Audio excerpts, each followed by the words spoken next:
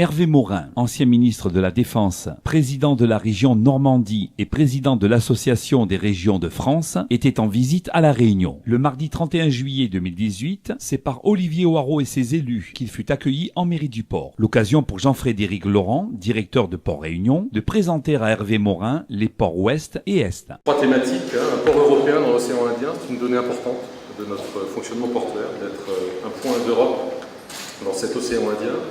Une collectivité au service du développement régional et un vecteur de développement pour la Réunion. Écoutez, je retiens qu'il y a là un potentiel de développement important, qu'il y a des acteurs qui sont impliqués. Je retiens aussi qu'il y a une nouvelle fois la nécessité de construire un modèle de gouvernance qui corresponde aux problématiques qu'on connaît. Et hier soir, j'étais avec les grands acteurs économiques de la Réunion, qui tous disaient une partie de notre croissance, il faut aller la chercher dans notre environnement économique régional. Et on voit bien que si on veut faire en sorte que cette croissance, on aille la chercher dans les Mascareignes, en Afrique, il faut-il avoir les instruments qui conviennent. Je pense que notamment une zone franche avec une fiscalité adaptée est absolument impératif et qu'il faut que l'État permette de construire de tels schémas.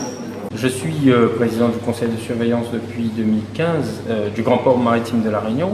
Une mandature qui arrive à son terme au mois de septembre, puisque nous allons renouveler, comme dans tous les ports de France, renouveler les instances de décision, et je serai moi-même à nouveau candidat pour continuer le travail que nous avons engagé, un travail qui met aujourd'hui Port Réunion comme le premier port outre-mer en termes de trafic de conteneurs, un port qui assure une gestion saine en termes de trafic, mais aussi financière, puisque nous avons la capacité aujourd'hui de réinvestir sur nos investissements. Mais vous savez, un port, c'est une entreprise qui doit être constamment compétitive, et notamment dans la zone océan Indien, on se doit d'être à la hauteur de nos ambitions. Et moi, je souhaiterais que demain, les infrastructures touristiques pour accueillir les bateaux de croisière se développent, s'engagent. C'est un peu la mission que je me suis donnée et que je vais proposer pour que la prochaine mandature de 5 ans de la gouvernance du conseil de surveillance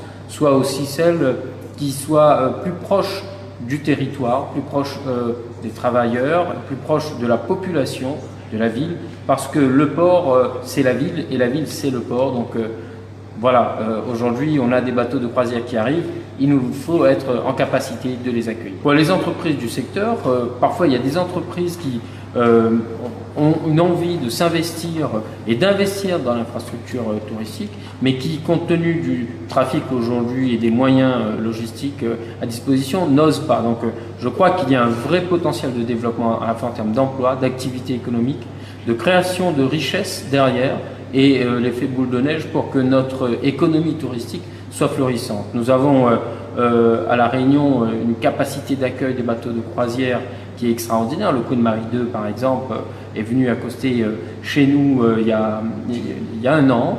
Et effectivement, ce sont là des personnes que nous avons envie de séduire davantage pour qu'ils viennent goûter un peu plus longtemps au charme de La Réunion. Il y a encore une grosse marge de progression. Nous avons effectivement une amélioration. Il y a eu des conflits au tout début où tout le monde a vu découvrir les bateaux de croisière, arriver les bateaux de croisière.